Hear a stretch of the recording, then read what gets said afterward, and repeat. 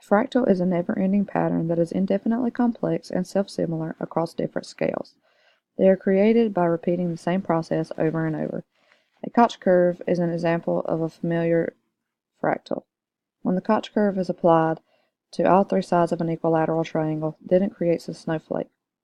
Today, people know that bridge cables are fractals.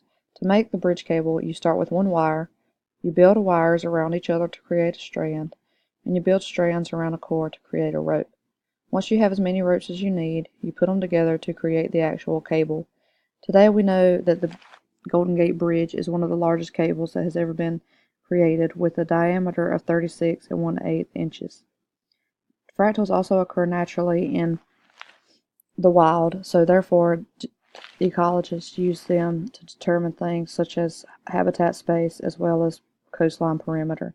Fractals can also be used in the classroom because they are multidisciplinary as well as project-based.